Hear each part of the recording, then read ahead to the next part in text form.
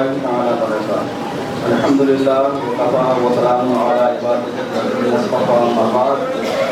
أعوذ بالله من الشيطان الرجيم. بسم الله الرحمن الرحيم. قال الله تبارك وتعالى في القرآن المجيد والقرآن الحميد: يا أيها الذين آمنوا اتقوا الله وكونوا مع الصادقين. صدق الله مولانا العظيم وبلغنا رسوله النبي الأمين المكين الكريم ونحن على ذلك لمن الشاهدين والشاكرين والحمد لله رب العالمين.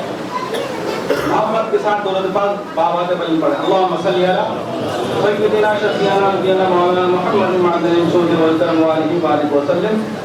سلام و سلام علیکم یا رسول اللہ صلی اللہ علیہ وسلم. میرے ملت کے نوجوانوں، ماں اور بہنوں، آپ اللہ والوں سے محبت کرتے ہیں اور ہمیں اللہ پاک اللہ والے سے ہی محبت اور ساتھ رہنے کی کا حکم فرماتا ہے. اور کس سے حکم فرماتا ہے؟ یا ایھا الذین آمنوا، ایمان والوں سے مخاطب ہے اللہ پاک، بے ایمانوں سے نہیں تھا. دھیان رکھو، اگر ایمان سچا اور پکا سینے میں ہوگا نا وہ، تو اللہ والوں کی شان میں لفظوں میں گستاخی بھی نہیں کرے گا. ہم اور آپ سمجھ نہیں سکتے، وہی سمجھ سکتے ہیں جس کے دل میں علم عرفان موجود ہو. حضرات محترم، آپ نے ابھی فی الحال سنا کہ حضرت ابراہیم علیہ نبینا علیہ السلام کے باپ آذر ہے. معاذ اللہ، آذر باپ نہیں، ان کے چچا ہے. عربی میں، عرب کے زبان میں اب جو ہے باپ اور چچا کو بولا جاتا ہے. ان کے باپ کا نام طارق ہے.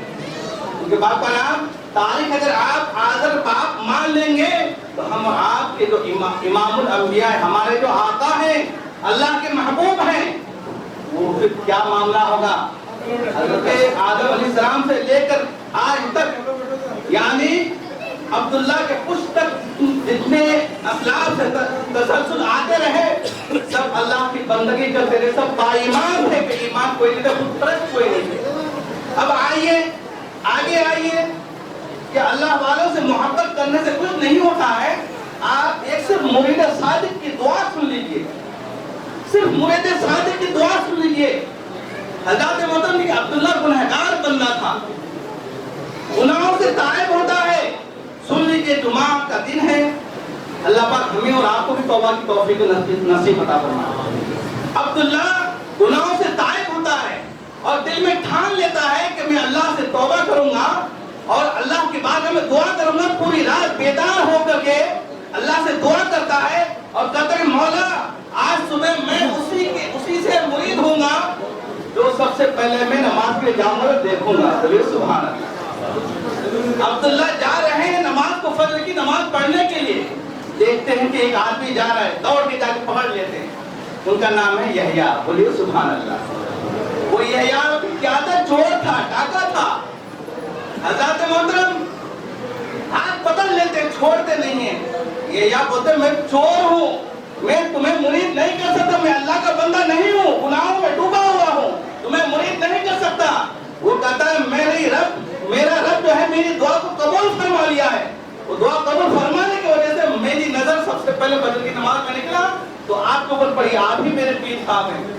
حضرات محترم، آخر میں صبح ہونے ہی والا تھا، مجبوراً اس نے یحییٰ نے عبداللہ کو مرید کر لیا. اور مرید کرنے اور کہتا ہے کہ جب تک میں جا کے واپس نہیں آؤں تم اس جگہ کھڑا رہنا. حضرات محترم ایک کے بعد 3 سال تک کھڑا رہا. ہم لوگ 3 گھنٹہ پیر کے لیے کھڑے نہیں سکتے. پیر سے محبت ایسی ہے کہ کھڑے نہیں ہو سکتے، بیٹھ جاتے ہیں. حضرات محترم پیر نے کہا تو بے ایمان تھا، چور تھا، اللہ کا ولی نہیں تھا، لیکن اس مرید صادق کی دعا اللہ کا قبول فرما لیتا ہے. وہ اس کا آگے چلتا ہے. چلتے چلتے وہ عبداللہ کے جو پیر یحییٰ تھا چاہتا ہے حضور کو سے پاک رضی اللہ تعالیٰ کے حجرے مبارک میں. بولیے سبحان اللہ. حضور کو سے پاک کے حجرے میں جاتے ہیں، چاروں طرف دیکھتے کچھ نظر نہیں آتا ہے، چوری کا سامان موجود نہیں ہے. کیا چوری کروں؟ اسی درمیان آ جاتے ہیں ایک شہر کا ابدال انتقال کرنے والا ہے صبح کو. آ جاتے ہیں اور کہتے فلاں شہر کا ابدال انتقال کرنے والا ہے، آپ اس جگہ کے لیے ایک ابدال متعین فرمائیں، کل دیکھا جائے گا، کل بھیج دیں گے۔ حضرات محترم آنے کے بعد کہتے ہیں کہ کل تک اگر کوئی ناگہانی کوئی ایسا مسئلہ ہو گیا، اس کا ذمہ دار کون ہوگا؟ ٹھیک ہے تمہیں ابھی چاہیے، جاؤ کونے میں بیٹھا ہوا ہے۔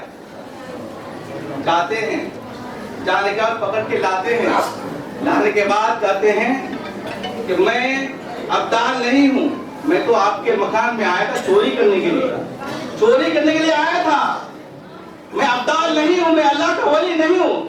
کل تک تم چور تھے، ڈاکہ زنی تھے، ڈاکہ زنی کرتے تھے، جو بھی تھے، لیکن غوث پاک کی نظر پڑ گئی، بولی سبحان اللہ، نظر کی صحبت مل گئی، اس کمرے میں چلے گئے، صحبت کا اثر ہوا تو آپ کو وقت کا ولی اور قطب بنا کے اس جگہ میں بھیج دیا۔ اور جانتے ہیں لے کے جاتے ہوئے کہتے ہیں کہ جاؤ، جو مرید کو کھڑا کر کے رکھا 3 سال ہو گئے اب تک کھڑا ہے، جاؤ جا کر کے وہ اس کو مرید کرے گا، اس کا وہاں سے اس شہر کی ابدال کر کے مقرر ہوگا۔ حضرات محترم آپ ہم جانتے ہیں یہ کیوں ایسی زبان نکلتی ہے، یہ دھوکو سالے ہیں، یہ آپ کو انگارے میں دھکیلنے کی کوشش کرتے ہیں۔ میرے غوث نے فرمایا کہ میرے ہاتھ میں ایک پرچی دیا گیا، اس پرچی کو میں دیکھا تو پوری زمین میں اوپر کی پھیل گیا، اور شروع وقت سے قیامت تک جتنے میرے مرید ہونے والے ہیں یا ہو گئے ہیں، سب کا نام اس میں مندرج ہے، ان سب کی میں شفاعت کروں گا۔ سبحان اللہ۔ مرید بنے ہیں، گنہگار ہیں ضرور، لیکن میرے غوث پاک رضی اللہ تعالیٰ آخر وقت میں آئیں گے اور آپ کی اور ہماری شفاعت کر کے جنت میں لے کے جائیں گے۔